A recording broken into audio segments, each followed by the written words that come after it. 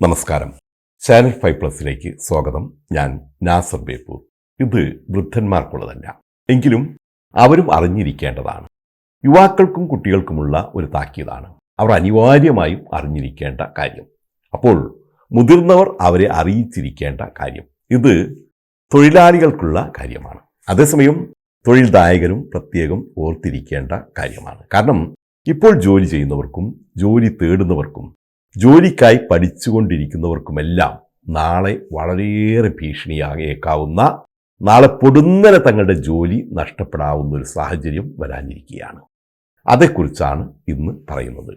World economic forum കഴിഞ്ഞ ദിവസം ഒരു റിപ്പോർട്ട് പുറത്തുവിട്ടു. Future of jobs report 2025. ഭാവിയുടെ തൊഴിൽ വിവരം. അതിപ്പോൾ പഠിച്ചുകൊണ്ടിരിക്കുന്ന യുവാക്കൾക്ക് വളരെയേറെ പ്രതീക്ഷ നൽകുന്നുണ്ട്. ഇതനുസരിച്ച് 2030 ആഗോള തൊഴിൽ വിപണിയിൽ 14% തൊഴിൽ വളർച്ച ഉണ്ടാകുമെന്നാണ് പ്രവചിക്കപ്പെടുന്നത്. അതായത് പഠിച്ചുകൊണ്ടിരിക്കുന്ന പലർക്കും ഉടൻ ജോലി കിട്ടും. പക്ഷേ അവർ എന്ത് പഠിക്കുന്നു എന്നത് ഇവിടെ പ്രധാനമാണ്. എന്തെങ്കിലും പഠിച്ചിട്ട് കാര്യമില്ല, ജോലി കിട്ടില്ല.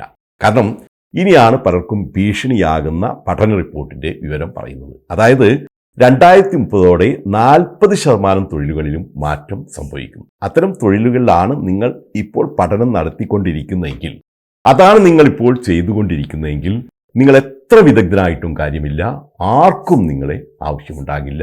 നിങ്ങളൊരു മുടക്കാച്ചരക്കായി മാറും. 2030 മനുഷ്യരും സാങ്കേതികവിദ്യയും മനുഷ്യയന്ത്ര സഹകരണവും തമ്മിലുള്ള സന്തുലിതാവസ്ഥ ഇങ്ങനെയായിരിക്കുമെന്നാണ് പ്രവചനം.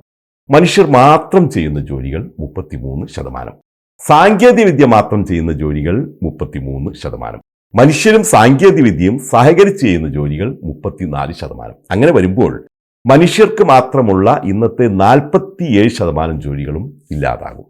ഏതാണ് ഭാവിയിൽ തൊഴിൽ നഷ്ടപ്പെടുന്ന മേഖലകൾ എന്നല്ലേ പറയാം. ഈ റിപ്പോർട്ടിൽ 10 തൊഴിൽ മേഖലകളിൽ മനുഷ്യർ ഭാവിയിൽ ഉണ്ടാവില്ല എന്നാണ് പറയുന്നത്. അതെല്ലാം ആർട്ടിഫിഷ്യൽ ഇന്റലിജൻസ് പൂർണ്ണമായും ഏറ്റെടുക്കും.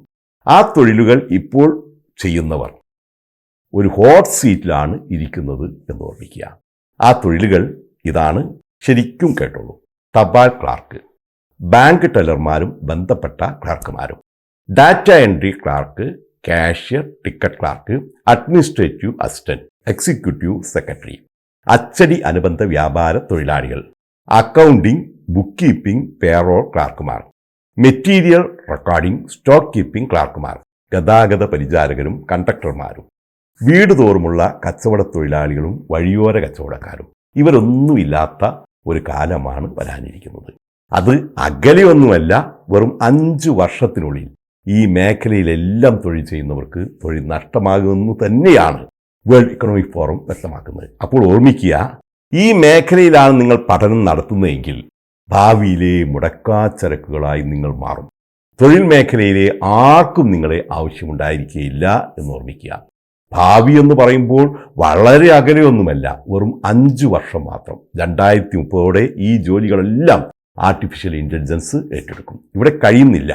ഇനിയും തൊഴിൽ പതിയെ നഷ്ടപ്പെടാൻ സാധ്യതയുള്ള ചില മേഖലകൾ കൂടി ഉണ്ട്. ഗ്രാഫിക് ഡിസൈനിങ് മേഖല ഒരു വലിയ പരിധിവരെ ആർട്ടിഫിഷ്യൽ ഇന്റലിജൻസ് ഏറ്റെടുക്കും.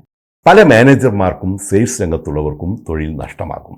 ഈ മേഖലകളിൽ ലോകത്താകെ 10 ലക്ഷം പേർക്ക് വരുന്ന 5 വർഷത്തിനുള്ളിൽ ജോലി നഷ്ടമാകുമെന്നാണ് റിപ്പോർട്ട്. അതേസമയം ചില മേഖലകളിൽ പഠനം നടത്തുന്നവർക്ക് വളരെയേറെ പ്രതീക്ഷകളും ഈ റിപ്പോർട്ട് നൽകുന്നുണ്ട്. അത് ഏതൊക്കെയാണ് എന്ന് പറയാം. ആർട്ടിഫിഷ്യൽ ഇന്റലിജൻസ് ആണ് അതിലേറ്റവും കൂടുതൽ തൊഴിൽ സാധ്യത നൽകുന്നത്. അതുപോലെ ഡാറ്റ പ്രോസസ്സിംഗ് മേഖലയിലും വൻ ഡിമാൻഡാണ് ഭാവിയിൽ വരാനിരിക്കുന്നത്. എഐയിലും ഡാറ്റ പ്രോസസ്സിംഗിലും മാത്രമായി ലോകത്ത് 1,10,00,000 തൊഴിലുകൾ സൃഷ്ടിക്കപ്പെടും. എഐ സ്പെഷ്യലിസ്റ്റുകൾ, ബിസിനസ് ഡെവലപ്പർമാർ, സപ്ലൈ ചെയിൻ വിദഗ്ധർ തുടങ്ങിയ മേഖലകളിൽ 40 ലക്ഷം പുതിയ തൊഴിലവസരങ്ങൾ സൃഷ്ടിക്കപ്പെടും എന്നാണ് വിലയിരുത്തൽ. ഒന്നുകൂടി ഈ റിപ്പോർട്ട് ചൂണ്ടിക്കാണിക്കുന്നുണ്ട്. അത് പ്രതീക്ഷയുടേതാണ്. ഭാവിയിൽ കൂടുതൽ പേർക്ക് തൊഴിൽ നഷ്ടപ്പെടാനല്ല, തൊഴിൽ കിട്ടാനാണ് സാധ്യതയുള്ളത് എന്നതാണ് അത്. 2030 90 ലക്ഷം തൊഴിലവസരങ്ങളാണ് നഷ്ടപ്പെടുന്നതെങ്കിൽ 1,90,00,000 പുതിയ തൊഴിലവസരങ്ങളാണ് സൃഷ്ടിക്കപ്പെടുന്നത് എന്നോർക്കണം. ഇത് തീർച്ചയായും വരും തലമുറയ്ക്ക് പ്രതീക്ഷ നൽകുന്നത് തന്നെയാണ്. അപ്പോൾ ഭാവിയിൽ തൊഴിലില്ലാത്തവരുടെ എണ്ണം കൂടുന്നില്ല എന്ന് പറയാം, അത് കുറയും. അതേസമയം നിങ്ങൾ ഭാവിയുടെ വെല്ലുവിളികൾ മുൻകൂട്ടി കണ്ട് ആ ഭാവിക്കുതകുന്ന വിധത്തിൽ നിങ്ങളെ പരുവപ്പെടുത്തിയിട്ടില്ലെങ്കിൽ ഇപ്പോൾ എത്ര വലിയ പോസ്റ്റിലിരിക്കുന്ന ആളാണെങ്കിലും തൊഴിൽദായകന് നിങ്ങൾ എത്ര പ്രിയപ്പെട്ടവരാണെങ്കിലും കാര്യമില്ല, നിങ്ങളെ അവർക്ക് ആവശ്യമില്ലാതെ വരും, തൊഴിൽ നഷ്ടമാവുകയും ചെയ്യും. ഭാവിയിലെ തങ്ങളുടെ ജോലിക്ക് ആവശ്യമായ കഴിവുകൾ വളർത്തിക്കൊണ്ടുവരുന്നതിന് തങ്ങളുടെ തൊഴിലാളികൾക്ക് വേണ്ട പരിശീലനം ഇപ്പോൾ തന്നെ തൊഴിലുടമകൾ നൽകണമെന്നും കൂടി ഈ റിപ്പോർട്ട് നിർദ്ദേശിക്കുന്നുണ്ട്. കാര്യം തൊഴിലുടമകളും ഓർമ്മിക്കുന്നത് നന്ന്. അതുകൊണ്ട് ഞാൻ മുമ്പേ പറഞ്ഞ എല്ലാ ജീവനക്കാരും ഇരിക്കുന്നത് ഒരു ഹോട്ട് സീറ്റിലാണെന്ന് പ്രത്യേകം ഓർമ്മിക്കുക. ഉടൻ ഭാവിക്കൊത്ത് നിങ്ങളെ സ്വയം പരുവപ്പെടുത്തുക, പരിവർത്തനപ്പെടുത്തുക. വേൾഡ് ഇക്കണോമിക് ഫോറത്തിന്റെ ഇപ്പോൾ പുറത്തുവിട്ടിരിക്കുന്ന ഫ്യൂച്ചർ ഓഫ് ജോബ്സ് റിപ്പോർട്ട് നിങ്ങൾക്കായുള്ള താക്കീതാണ്.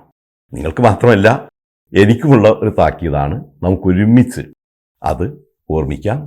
അപ്പോൾ നന്ദി, നമസ്കാരം.